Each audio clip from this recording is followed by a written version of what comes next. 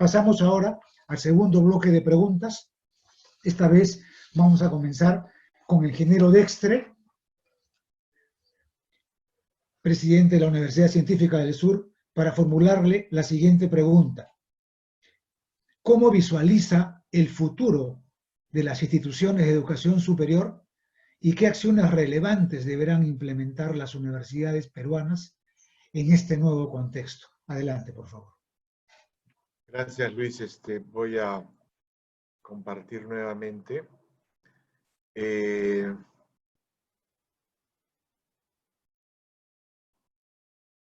Ok. Para agilizar esto, vamos a... Perdón.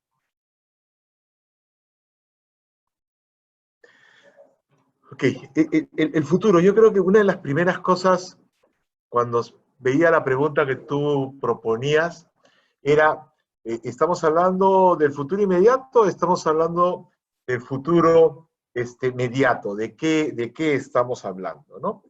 Entonces, un poco ahí está ordenado entre las cosas que podrían pasar, ¿no? Una de lo más cercano a lo más lejano, ¿no? Una de las cosas que, digamos, poniéndonos pesimistas, preocupa mucho, es el debilitamiento de la Universidad Privada Nacional, ¿no? Las universidades privadas van a tener que soportar un año muy difícil, ¿no? Yo creo que, digamos, siendo optimistas y esperando que la crisis del COVID se pudiera resolver este año con vacuna, ¿no? Que es verlo optimistamente, octubre, noviembre, enero, febrero del próximo año pudiéramos tener vacuna, prácticamente todo este año es imposible dar una educación presencial. Si las familias son, como lo están siendo, golpeadas por la crisis y esto no se resuelve, hay toda una infraestructura educativa que corre el riesgo. Ya hemos visto avisos de algunas instituciones educativas que entran a suspensión, ¿no? Y las universidades privadas tienen un presupuesto que atender, que tienen una plana docente importante, y el activo fijo, digamos, lo que se puede ahorrar en el mantenimiento del activo fijo es mínimo, ¿no? Entonces, creo que hay un tema importante en lo que tiene que ver con el debilitamiento, la necesidad de sobrevivir, ¿no? Esta encarar la deserción estudiantil, ¿no es cierto? Que en el terreno, digamos, en el corto plazo es por desigualdad, pero en el largo plazo incluso la propia educación virtual le va a generar a la educación nacional un problema con la internacionalización, ¿no? Porque hay algo sumamente positivo, pero también que nos pone en una situación no conocida, ¿no? O sea, hemos pasado de un momento a otro, hemos agilizado, la educación virtual ha entrado de una manera disruptiva, ¿no? Y, ¿por qué no? Mañana se arman estos grandes clústeres o las universidades, digamos, con un prestigio internacional comienzan a ofrecer los títulos. Entonces ahí hay temas que en el futuro son necesarios evaluar, ¿no? De hecho, también hay la necesidad de proteger, en este tema económico, de proteger los niveles de cobertura e inversión realizadas, ¿no? Lo señalaba bien Juan Manuel Ostoja, en cómo ayudamos justamente a los alumnos y a través de los alumnos a las instituciones educativas a que sostengan todo el aparato educativo nacional. La universidad pública cumple un rol y la universidad privada entra a ayudar al Estado, ¿no es cierto?, a atender a sectores que la universidad pública no puede, ¿no? Por temas presupuestales, fundamentalmente.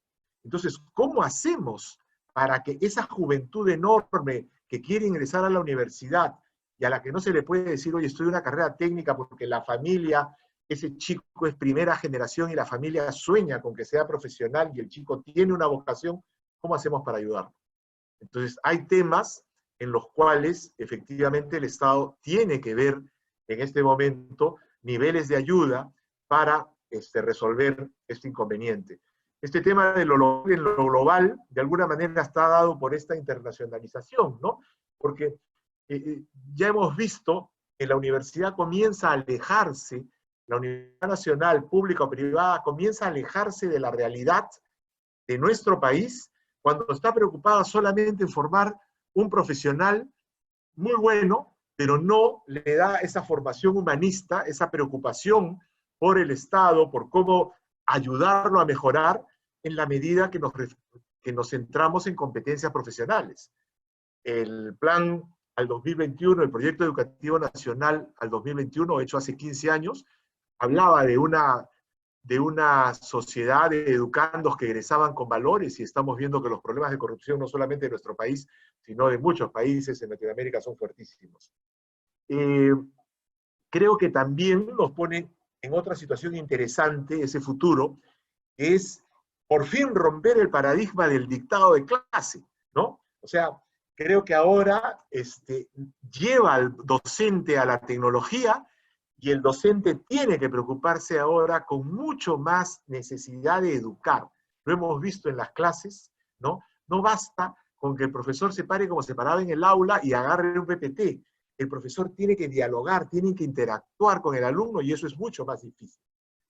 Creo que a futuro los campus van a ser quizás espacios de socialización, espacios de desarrollo de proyectos, espacios de trabajo en el grupo, y que en los hogares de repente va a haber la necesidad de tener espacios de estudio, porque habernos metido de lleno a la virtualización nos ha mostrado a los adultos y a los jóvenes que perfectamente podemos trabajar como lo estamos haciendo en este momento, sin necesidad de tomarnos una hora en llegar, digamos, al lugar, al auditorio donde estaba previsto. Mucho más si como también podemos prever estas herramientas con los niveles de uso de auditorio que tienen en este momento, van a desarrollarse seguramente exponencialmente, ¿no? O sea, todos los requerimientos, ya a Zoom le pidieron mejoras en la seguridad, ya tenemos, cada vez los profesores en el uso comienzan a pedir, ¿no es cierto? Entraba uno a estos webinars con ¿cómo se llama?, de Blackboard, de Zoom, pero sobre todo de Blackboard, y uno ve cómo los profesores van encontrándose en la medida que usan con más necesidades.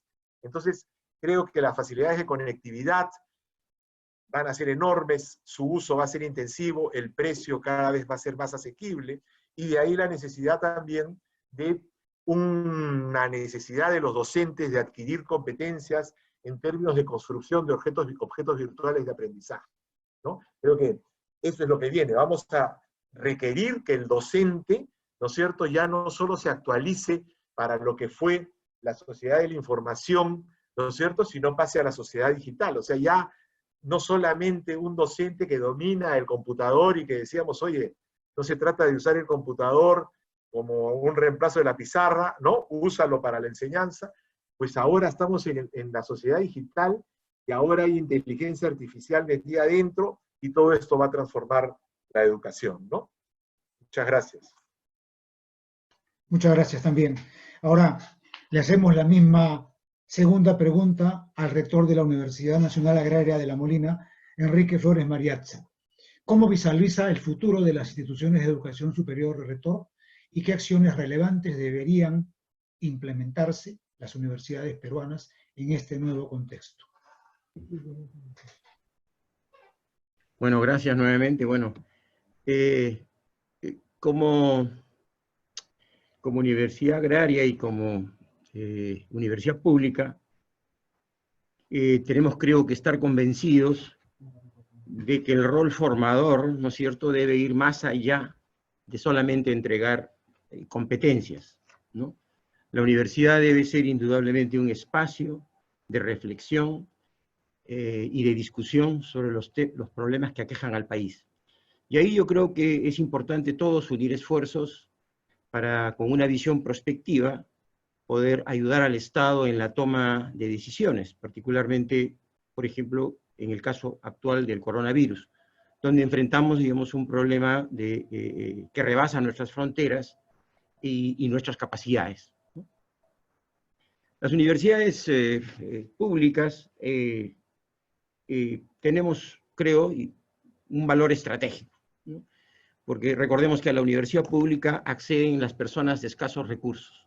Entonces, la universidad pública juega un rol fundamental porque permite promover la equidad, el ascenso social, es la plataforma del hombre pobre para que ésta pueda acceder a la educación y a través de la educación emerger de la pobreza. En consecuencia, la universidad pública indudablemente es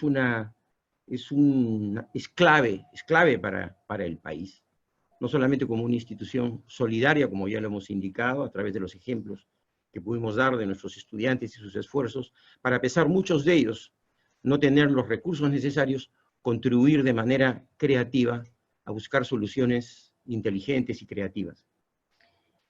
Es decir, como instituciones de bien común, nosotros tenemos un compromiso moral e intelectual de alcanzar niveles educacionales superiores, desarrollar al máximo nuestras capacidades para resolver los problemas que nos aquejan. Coronavirus es un problema de pandemia que ya se presentó en el pasado y volverá a presentarse en el futuro. Ello requiere que nosotros estemos capaces de dar lo mejor de nosotros, nuestras mejores capacidades, y ponerlas estas al servicio del país. Estos problemas que estamos enfrentando, en realidad, para nosotros, como universidad, representan un reto, una oportunidad para mostrar lo mejor de nosotros, para unir esfuerzos como instituciones públicas, y por qué no también las privadas, todos, alrededor del desarrollo de procesos, innovación y mejoramiento, digamos, de la generación de conocimiento para resolver el problema. El problema del coronavirus es un problema científico. Son los científicos quienes lo van a resolver. En consecuencia, si queremos contribuir a la resolución de los mismos, es necesario que nosotros fortalezcamos las capacidades de nuestras instituciones públicas y, por supuesto, de los estudiantes. ¿Y cómo? Bueno, indudablemente, como ya lo mencionó alguno de los aquí presentes, este tema de la virtualización ya no hay un paso atrás. La virtualización estaba allí, se iba a dar de todas maneras. Coronavirus ha acelerado el proceso. ¿Eso qué quiere decir? Quiere decir que nosotros tenemos que brindar a nuestros estudiantes y profesores esas capacidades en el uso de tecnologías de la información, como alguien lo mencionó también, la inteligencia artificial, la construcción de plataformas de virtualización. No hay paso atrás, no hay paso atrás. La virtualización simplemente se adelantó. El problema del coronavirus es un problema, como nosotros hemos indicado, científico, tecnológico, ¿no? Entonces, es importante que nosotros fortalezcamos nuestros sistemas de generación de conocimiento, de innovación, de generación de tecnología. Y en eso estamos trabajando las universidades públicas. La Universidad de San Agustín, la Universidad Agraria, la Universidad de Ingeniería, la Universidad de San Marcos. Estamos en el proceso, a través de un crédito que tenemos del Estado peruano, del Banco Interamericano de Desarrollo y a los recursos propios, construyendo lo que nosotros llamamos el parque científico de la universidad pública. Todos los países que vemos ahora están en capacidad de vencer y desarrollar la vacuna y el tratamiento, que es la solución final. La solución final al coronavirus indudablemente está en el desarrollo de tratamientos, el desarrollo de la vacuna. Es un problema de ciencia, es un problema de tecnología. El país tiene que avanzar en la construcción de su parque científico de la universidad pública. San Marcos con su Facultad de Tecnología Médica, San Agustín con sus parques científicos para apoyar el desarrollo e innovación en la minería, la Universidad Agraria apoyando los temas de biodiversidad, la Universidad de Ingeniería en los temas de mecatrónica u otros. Pero en ese proceso también es importante rescatar el talento. Los hombres talentosos son los que nos van a ayudar. Y ese talento muchas veces está fuera, pero también está dentro. Tenemos que continuar con el proceso de repatriación de nuestro talento al país, para que pueda contribuir de manera efectiva a los procesos de innovación y desarrollo que se requieren en situaciones particularmente como las que estamos enfrentando. El país ha venido avanzando en el tema del talento a través de Pronavec, Beca 18, Beca Permanencia, colegios de alto rendimiento. Ha habido un programa y un esfuerzo muy grande del Estado peruano. Pero ese esfuerzo tiene que traducirse en que este talento sea debidamente identificado, e incorporado en los procesos de innovación y desarrollo tecnológico en los parques, laboratorios, centros de investigación de las universidades. Y el Congreso de la República tiene una responsabilidad de legislar en ese sentido, legislar para el rescate del talento, para fortalecer los sistemas de innovación y desarrollo tecnológico. Es decir, tenemos que continuar en este camino de promover la ciencia, la tecnología y la innovación. Y en ese aspecto es muy importante el proceso de mejora de la calidad. El proceso de licenciamiento y acreditación tampoco debe ir atrás. Los que se licenciaron aquellos que no, se les dio la oportunidad. Tendremos que unir esfuerzos, ayudarlos a sus estudiantes a incorporarse a nuestros sistemas para que culminen sus tareas profesionales. Pero la acreditación es fundamental. No va a haber internacionalización, no va a haber globalización si nosotros no fortalecemos los sistemas de acreditación. Y no solamente nacional, sino internacional. Nosotros desde la perspectiva de la agraria le podemos contar. Enviamos al exterior a nuestros mejores estudiantes, un semestre a las 200 mejores universidades del mundo en sus respectivas especialidades. ¿Qué nos dicen las universidades internacionales? ¿Está usted acreditado internacionalmente? ¿Está usted licenciado? Entonces son procesos fundamentales si queremos globalizarnos e incorporarnos en procesos de desarrollo tecnológico en conjunto. Y ahí las universidades públicas tenemos pues un rol fundamental. Miren, para culminar ya, porque el tiempo, entiendo, estoy con el tiempo ya culminando mi tiempo, fíjense ustedes, coronavirus, ¿qué nos ha permitido? Nos ha permitido descubrir las tremendas deficiencias acumulativas del pasado. Deficiencias en el sector médico, deficiencias en nuestros laboratorios, capacidades técnicas y de investigación. No podemos construir, por ejemplo, trajes especiales, ¿no es cierto?, para nuestros médicos, de la calidad, digamos, que pueden hacer otros países. Recién hemos comenzado a construir respiradores, no los podemos construir.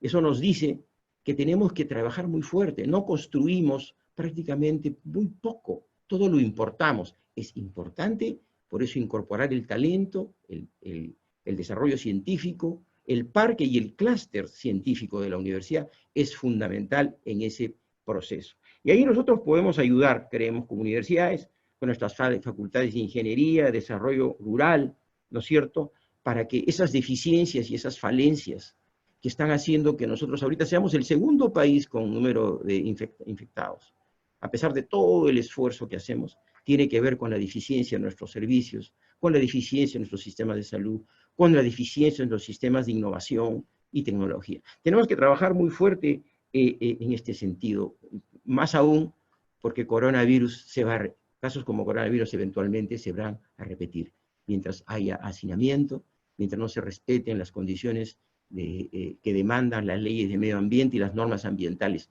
mínimas, tenemos que trabajar en el futuro. Definitivamente, coronavirus nos enseña a las universidades y a todos la necesidad de trabajar con una visión prospectiva. La creación de una comisión de prospectiva en el Congreso de la República es una tarea fundamental. Como lo tienen los países avanzados, Finlandia, que le dice, dada una ley, le hace un análisis del futuro. ¿Cuál va a ser el impacto de esta ley en los próximos 50 años? Ese análisis prospectivo es muy importante y creo que ahí nosotros las universidades tenemos un rol fundamental que jugar. Y estamos trabajando en ese sentido cuando conversamos con Orestes, el señor rector de la Universidad de Ingeniería, el señor rector de la Universidad de Arequipa. Son temas que son siempre motivos de discusión en nuestros almuerzos y reuniones y preocupaciones. Muchas gracias.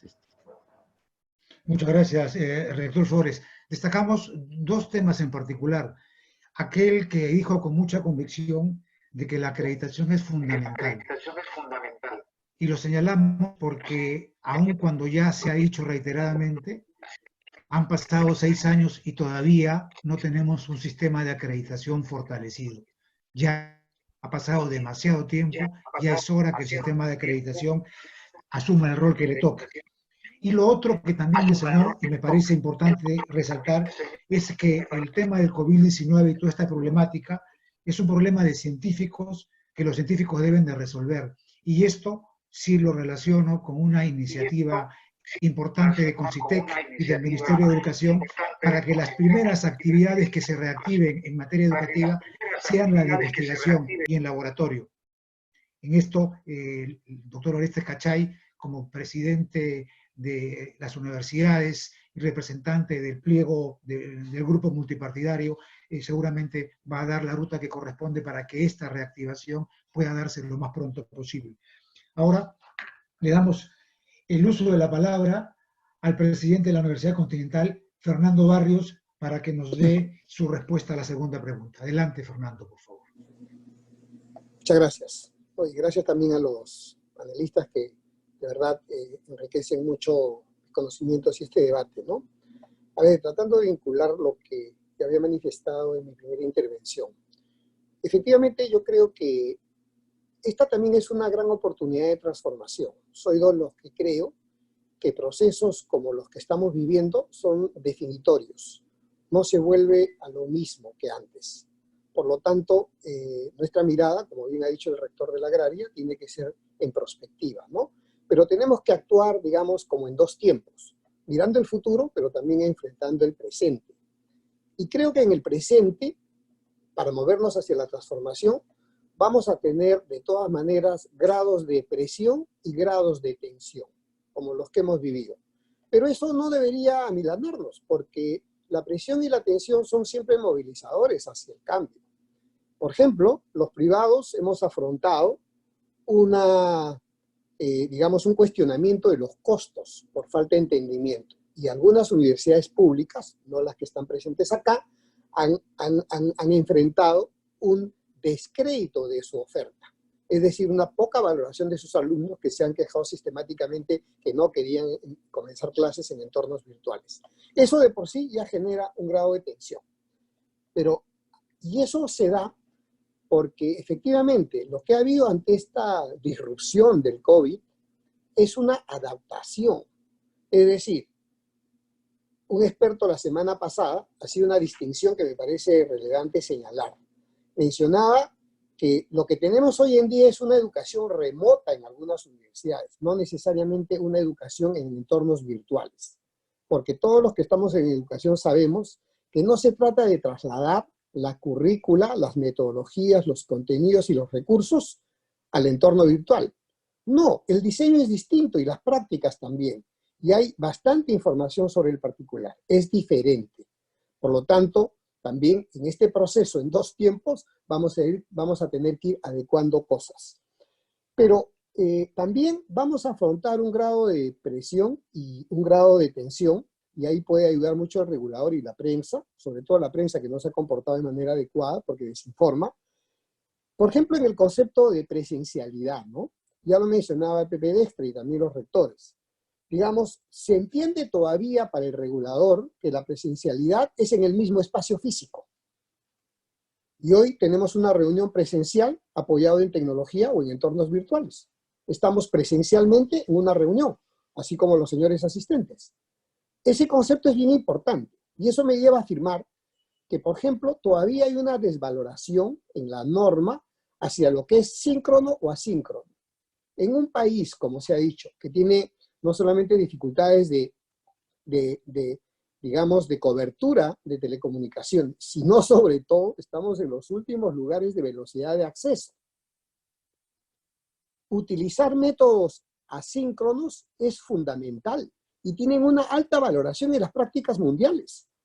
Open University, Universidad de Distancia de España, la UOC, las mejores prácticas utilizan intensivamente métodos asíncronos o formas de comunicación asíncronas, que son recursos muy valiosos. Entonces, ya voy señalando dos cosas. El tema de qué es presencialidad, cómo entender entornos virtuales si solamente vamos a basarnos en síncronos y no en asíncronos. Y otro aspecto muy importante que no estamos tocando es la necesidad, aún así en entornos virtuales, y no esperando el retorno a las aulas ni el regreso progresivo, es el uso de laboratorios. Universidades como la San Agustín, como la Agraria, con gran contenido de ciencia, universidades como la Científica del Sur o como la Continental, que tiene 56% de sus alumnos en ingeniería, necesitamos definitivamente, respetando protocolos que ya están estandarizados, inclusive normados, por ejemplo, por ABET, que es un estándar internacional para ingeniería, tener la oportunidad de regresar parcialmente en un momento determinado a los laboratorios. porque no se puede separar en el proceso de enseñanza-aprendizaje la parte teórica de la parte práctica. Lo saben los señores rectores con gran experiencia y universidades que trabajan mucho la ciencia. Entonces, 3 aspectos. Definición de qué es presencialidad, dar valoración a lo síncrono y trabajar el tema de laboratorios. Yo creo que también vamos a afrontar retos. El estudiante, yo creo, después de experiencia no va a ser el mismo, como el trabajador no va a ser el mismo. Hoy tenemos una distinta valoración de los medios tecnológicos y de los habilitadores y facilitadores que son. Por lo tanto, el alumno va a tener nuevas demandas. Y eso implica que el alumno tendrá o tendría que tener la posibilidad de decidir qué lleva presencial, qué lleva dual y qué lleva en entornos virtuales. Es su derecho. Ya decía, y siempre apelo a él, a Clyde Christensen, este famoso escritor de Innovative University, profesor de Harvard, en un gran trabajo que, digamos, es la guía de todo lo que es innovación universitaria, que murió hace poco tiempo. Él decía que las universidades nos habíamos caracterizado por ser muy endógenas, por asumir que sabemos todo y que tenemos que diseñar de manera centralizada la oferta. Yo creo que después de esto tenemos que revalorizar que hay que atender a la demanda, no desde la oferta, sino pensar cuáles son las necesidades de la demanda. Y eso nos va a plantear un tremendo reto, pero es una hermosa oportunidad de transformación. Asimismo, creo que la sociedad también espera de la universidad, como había dicho en mi primera intervención, un comportamiento distinto. A ver, yo creo que tenemos que valorar esta oportunidad. Todos sabemos que hoy en día, en el tema de competencias que manifestó el rector de la Agraria, con por supuesto mucha pertinencia, no solo las universidades no solo estamos para fomentar y formar en competencias, pero a ver, limitémonos un momento a las competencias. Las competencias de la 4ª revolución industrial son trabajo autónomo, son trabajo en entornos virtuales, son soft skill, hard skill y tech skill. Y eso fomenta el estudio en entornos virtuales. Y por supuesto también el engagement con proyectos de impacto y la responsabilidad social que tiene que tener la universidad. Todo eso son ahora enormes oportunidades que tenemos que aprovechar. Yo tendré, por mi actividad, una visión muy positiva. Creo que tenemos que tener lo que los rectores proponen y lo que siempre se ha manifestado desde la universidad. Fomentemos lo que se llama la triple hélice. La acción de la universidad, sin esta distinción, con nuestras particularidades de pública y privada, pero somos del sistema, la empresa privada y también el Estado.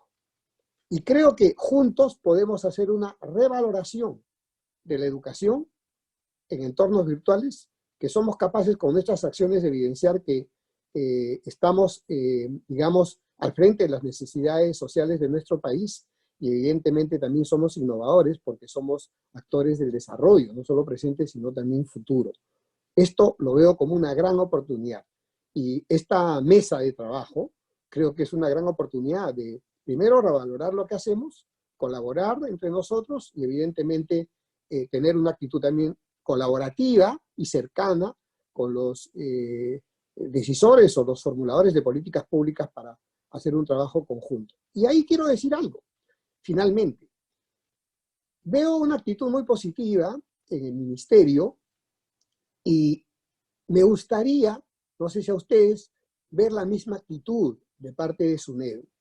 Es una gran institución, muy bien, pero me gustaría que no se instale el concepto del regulador que tiene que ser distante y, digamos, distante, lejano y sospechando del regulador. Miren, yo participo en otras actividades financieras, de telecomunicaciones, y es absolutamente normal que un regulador se junte con el regulado en instancias y en espacios en los cuales hay un aprendizaje mutuo y un entendimiento cabal para poder apoyar el desarrollo finalmente de lo que nos compete a ambos, a ellos como reguladores y a nosotros como administrados. Muchas gracias. Muchas gracias, Fernando. Muy interesantes tus apreciaciones. Y ahora, cerrando este segundo bloque de preguntas, invitamos al rector de la Universidad Nacional San Agustín de Arequipa, Roel Sánchez, para que nos dé respuesta a esta pregunta. Gracias. Muy bien, la pregunta, ¿cómo visualizar el futuro de las instituciones de educación superior y qué acciones relevantes deberán implementar? Si aceptamos que después de esta crisis el mundo no será el mismo, entonces también hay que aceptar que la universidad no será la misma.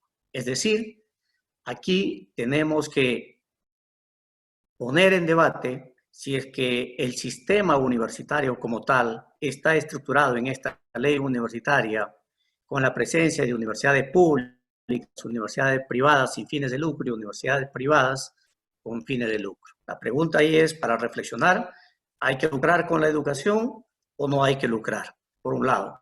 Por otro lado, también nosotros de la crisis pandémica pasaremos a la gran crisis económica. Así lo dicen muchos de los especialistas. Entonces, en este escenario hay que preguntarnos qué tipo de universidad necesitamos para ayudar a enfrentar este escenario. A la vez, reconocer que en el ámbito de las universidades públicas se van a trabajar con presupuestos totalmente recortados, lo que va a obligar a redefinir la existencia de varias oficinas, de varias actividades de la propia universidad. Y tal como lo han manifestado también, la formación virtual ha venido para quedarse y definitivamente se asentará. Y eso tenemos que aceptarlo como tal.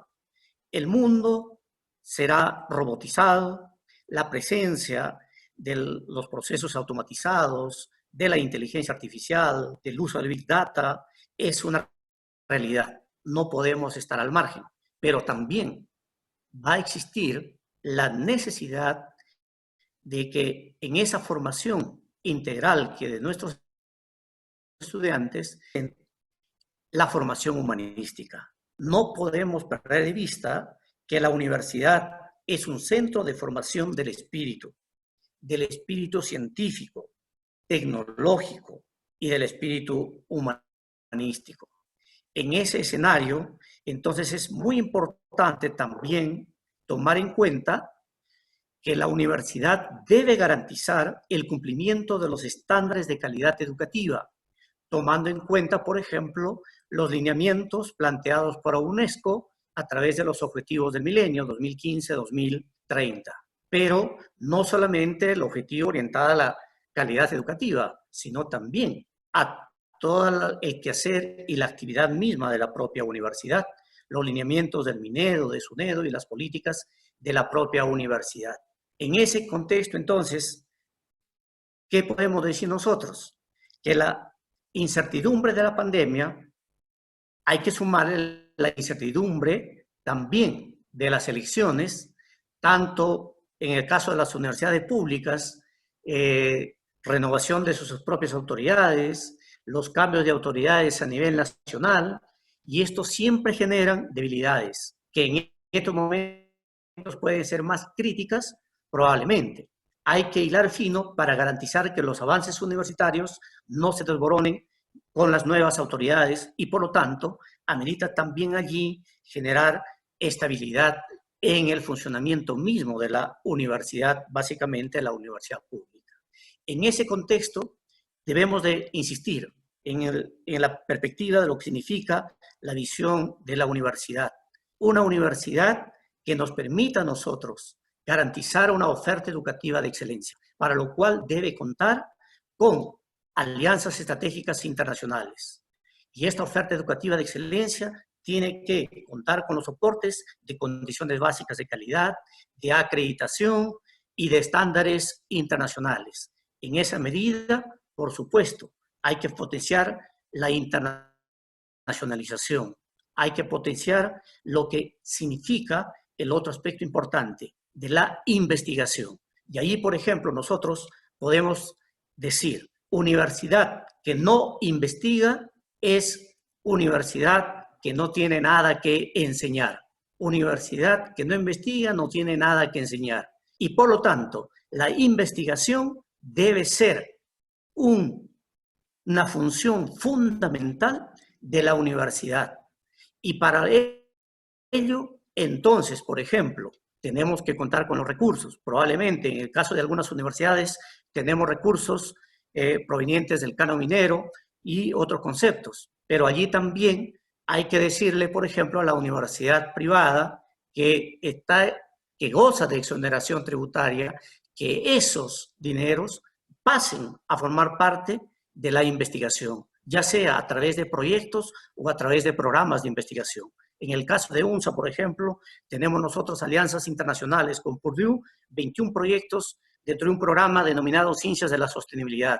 Con la Universidad de Minas de Colorado tenemos allí 9 proyectos en minería sostenible. Y así hay un conjunto de alianzas internacionales que nos debe permitir entonces fortalecer la investigación, porque sabemos nosotros que un país que no genera ciencia y tecnología no va a avanzar en su desarrollo. Por lo tanto, aquí hay que ponerle mucho esfuerzo a la investigación, a la innovación, al emprendimiento, pero esto, reitero, tiene que estar en alianza estratégica entre la academia, el propio Estado, la empresa privada responsable y la sociedad civil debidamente representada en sus instituciones, lo cual debe permitirnos a llevar entonces a cumplir las funciones básicas de la universidad y contribuir al desarrollo de la sociedad y del país. En ese contexto, lo que sí debemos de precisar es que desde la perspectiva del quehacer de la universidad debemos estar muy claros en cumplir las funciones básicas de la universidad y sobre todo articular, ya sea en sus programas de responsabilidad social, en sus programas de investigación, en los proyectos de investigación, de innovación, de emprendimiento, a resolver problemas de la región, del país y a contribuir al desarrollo de la sociedad. Eso es importante que debemos nosotros considerar en el aspecto también que lo único claro que tenemos al futuro es la gestión de la incertidumbre. Y entonces, ¿cómo motivamos nosotros que desde la perspectiva de la academia, del Estado, de la empresa privada, podamos articular nosotros estos aspectos que nos deben permitir a generar y a cerrar brechas, como ya se han mencionado acá, muchas de ellas articuladas, que no solamente al tema de la conectividad, al tema del acceso a la informática, sino también a articular profesionales, científicos, técnicos, que resuelvan problemas locales, nacionales y globales. Muchas gracias. Gracias, rector Sánchez, por sus interesantes apreciaciones. Recojo dos conceptos que ha vinculado y uno tercero también. Usted ha mencionado y ha hecho una pregunta abierta y sincera si hay que lucrar con la educación y al mismo tiempo ha señalado que la oferta educativa tiene que ser de excelencia. Yo cambiaría la primera pregunta, rector, por otra, que podría ser si el modelo societario está o no funcionando en el sistema de educación superior regional o nacional. La respuesta está en las universidades que pertenecen a FIPES, varias societarias, que están ahora sentados junto a usted presencialmente y que efectivamente vinculan esa modalidad con la oferta educativa de excelencia. Y con relación a la exoneración tributaria es preciso señalar, porque no es la primera vez que se hacen ese tipo de comentarios relacionados con la conveniencia de que el producto de esa exoneración vaya a la investigación. En el último comunicado de FIPES, precisamente se aclaró de que las universidades societarias desde hace varios años están pagando el impuesto a la renta y están proponiendo más bien que el producto del impuesto a la renta sea dedicado para poder ayudar a los estudiantes que no tienen inconvenientes. Necesaria precisión, rector Sánchez, gracias nuevamente.